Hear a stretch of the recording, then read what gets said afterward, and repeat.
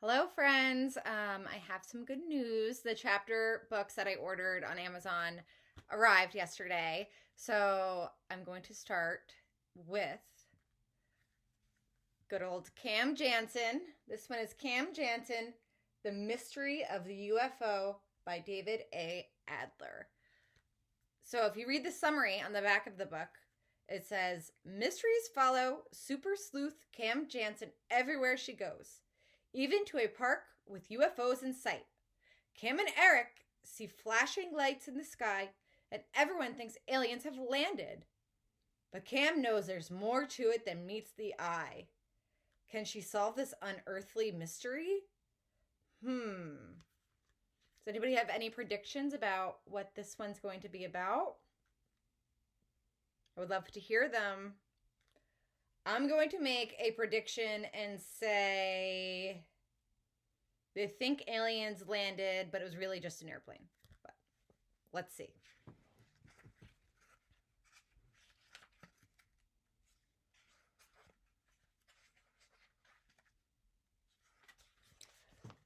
Chapter 1. One cold November afternoon, Cam Jansen and her friend Eric Shelton were walking through town. Eric wanted to enter a photography contest. Cam was helping him look for something to photograph.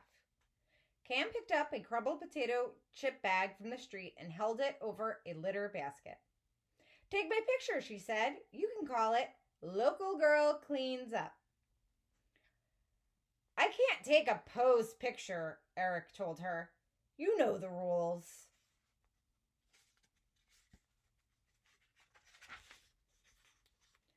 Eric reached into his pocket and took out a page from a torn newspaper.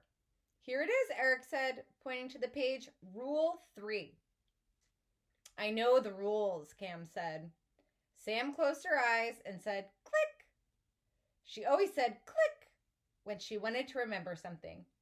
My mind is a mental camera, Cam often explained, and cameras go click. Announcing our first junior news photography contest, Cam said. Her eyes were still closed. Grand prize $100. Entry rules 1. Only 12-year-olds and under may enter. As Cam talked, Eric looked at the contest announcement in the newspaper. 2. Photographs must be black and white. 3. Photographs must be of all local interest. They may not be posed. 4.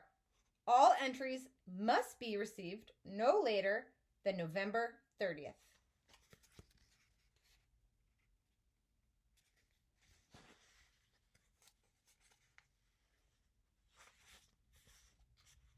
You did it, Eric said. You got every word right.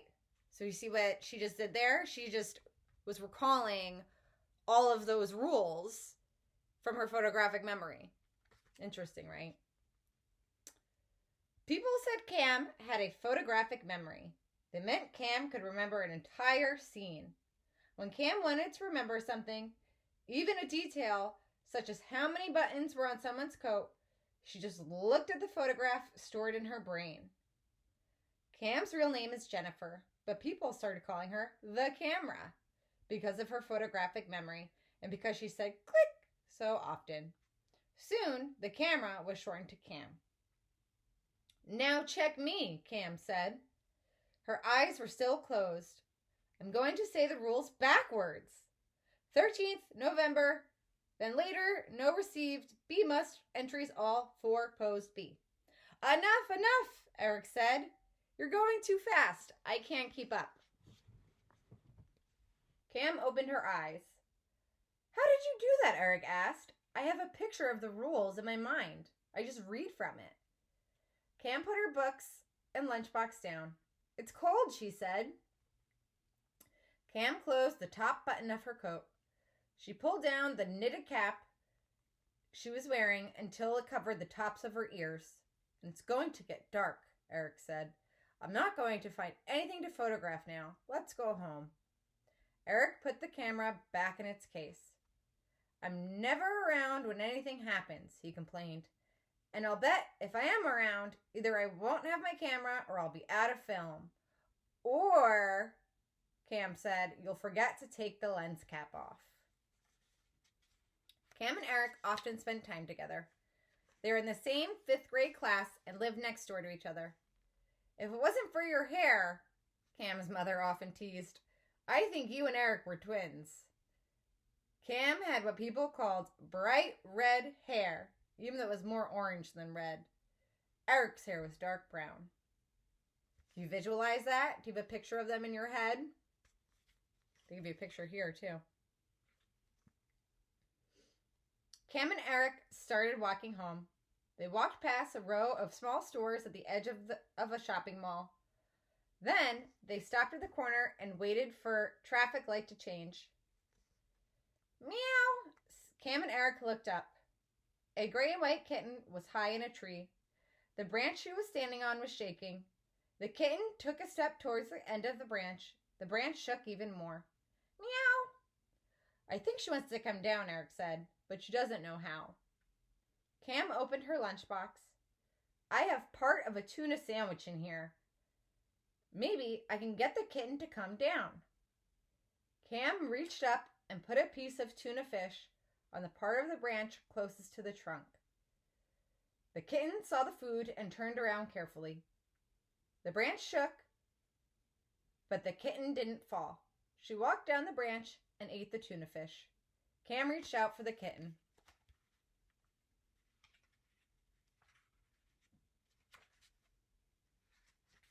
Here's a picture of the kitten.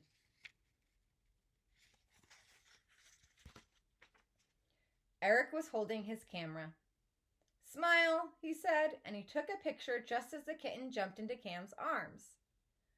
I'll call the picture Local Girl Saves Untamed Feline. Cam turned to put the kitten down. Then she stopped. She heard noises. Across the street, people were shouting and pointing.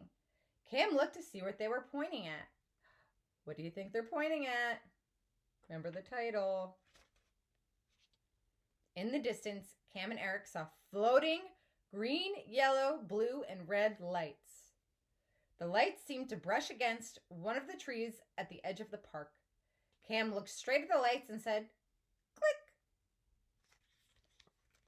Chapter 2. Eric aimed his camera at the lights. He pressed the shutter button and the camera went click. So now Eric actually took a real picture of it and Cam took a visual picture of it with her photographic memory, right? Let's keep going. The lights were rising, but they weren't going straight up. They were moving from side to side and up and down. It almost seemed that the wind was moving the lights. Interesting. Eric aimed his camera again. He pressed the shutter button. Click. He pressed it once more. Click. I'm not sure I'm doing this right, Eric said. It's getting dark and the lights are so far away. I hope at least one picture comes out. Cam wasn't really listening. She was watching the lights. I've seen lights in the sky before, she said. But they were from helicopters or airplanes or fireworks. I don't know what these are. Let's go over there, Eric said, pointing to the parking lot. Maybe those people know. Cam put the kitten down.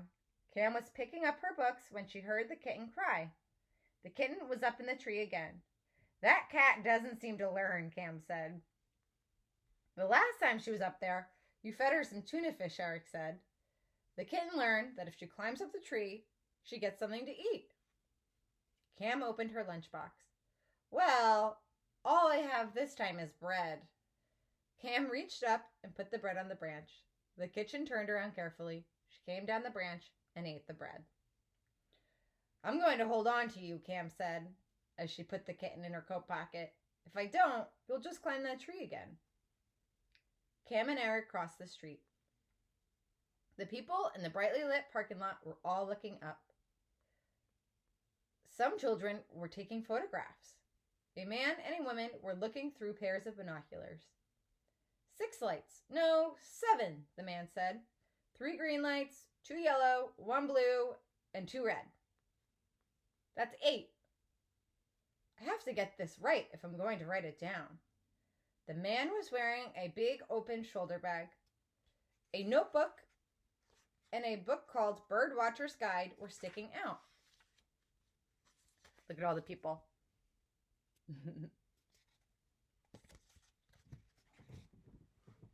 I've got it, the man said as he put the binoculars in his bag. 7 flying lights. You said we wouldn't see anything, he told the woman next to him, but you were wrong. We've seen a red-back sandpiper, a bufflehead, an old squaw, and now this.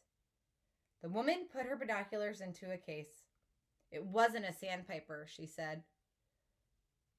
It was a golden plover. The old squaw you thought we saw was a pintail. And there are 8 lights up there, not 7. So it sounds like maybe these people are bird watching. Cam and Eric could hardly see the lights now. They were just tiny dots of color. Can I look through those? Cam asked the woman. The woman took the binoculars out of the case and handed them to Cam. Cam could see why the couple had trouble counting the lights. Sometimes one would move one way while another moved in a different direction. Sometimes one light moved behind the others and could not be seen at all. Cam also saw lines, like thin wires, pointing down from each light. Cam looked straight at the lights and said, "Click!" "Let me see," Eric said. "Just a minute." The lights were floating up. Cam looked carefully at just one light, a blue one. At first, Cam thought it was round, but it wasn't. It was shaped like an egg with a point at the bottom. Cam looked straight at the light and said, "Click!" Then the lights floated into a cloud and Cam couldn't see them anymore. "They're gone," Cam told Eric. Then she returned the binoculars to the woman. "Are there 7 light ups there or 8? The woman asked. I'm not sure. The lights keep moving and disappearing. They're hard to count. Does anyone have ideas of what it is so far? We'll see. Eric pulled on Cam's sleeve. "I have 1 picture left. What should it be?" Cam was going to tell Eric to photograph the crowd, but Eric yelled, "I've got it! Don't move!" Eric bent down and took a picture of the kitten.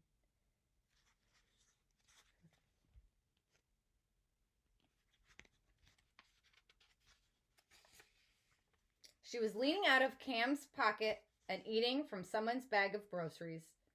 Cam pulled away. The kitten fell back into her pocket. Some food was still in the kitten's mouth. "Well, that's it," Eric said.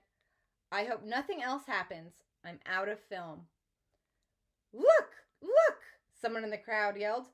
"More lights!"